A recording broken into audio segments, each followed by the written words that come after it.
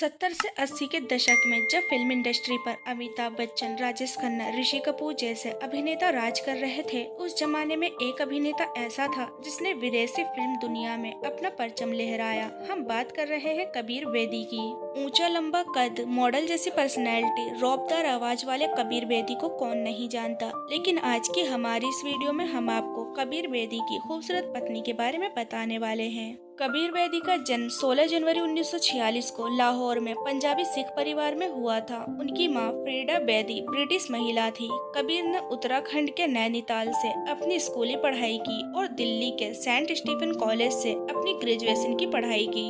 कबीर ने Indian theatre से अपने करियर की शुरुआत की थी। इसके बाद उन्होंने हिंदी फिल्मों का रुख किया। कबीर बेदी उन एक्टर्स में से एक हैं जिन्होंने हॉलीवुड फिल्मों में भी काम किया। कबीर ने 60 से ज्यादा हिंदी फिल्मों में काम किया।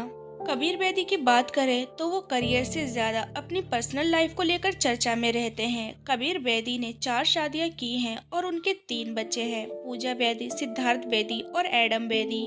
उनके बेटे सिद्धार्थ को स्किज़ोफ्रेनिया नामक बीमारी थी, जिसके बाद 1997 में सुसाइड कर लिया था। उस समय वो केवल 26 साल के थे। कबीर बेदी ने सबसे पहले मॉडल से ओडिशा डांसर बनी प्रोतिमा बेदी से शादी की थी। कबीर और प्रोतिमा के 2 बच्चे हुए, बेटी पूजा बेदी और बेटा सिद्धार्थ बेदी। इसके बाद कबीर का अफेयर एक्ट्रेस परवीन बॉबी से भी हुआ। हालांकि दोनों ने कभी शादी नहीं की। कबीर और प्रोतिमा अलग हो गए और उसके बाद उन्होंने फैशन डिजाइनर सुसान हम्फ्रेस से शादी की और दोनों का एक बेटा एडम हुआ, जो कि इंटरनेशनल मॉडल है। कबीर की दूसरी शादी भी लंबे समय तक नहीं टिक पाई और दोनों का तलाक हो गया।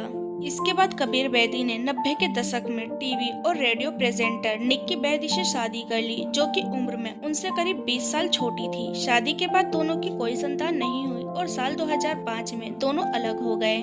इसके बाद साल 2016 में अपने 17वें जन्मदिन से एक दिन पहले कबीर ने ब्रिटिश में जन्मी प्रवीण दोसांझ से शादी की और प्रवीण कबीर से उम्र में 29 साल छोटी है और एक्टर आफताब शिवदासनी की पत्नी नीम दोसांझ की बहन है। तो दोस्तों, आपको कबीर बेदी के बेटे के बारे में जानकर कैसा लगा? हमें अपनी राय कमेंट बॉक्स में कमेंट करके जरूर बताएं और ऐसी ही दिलचस्प खबरों को जानने के लिए हमारे चैनल को सब्सक्राइब करना ना भूलें।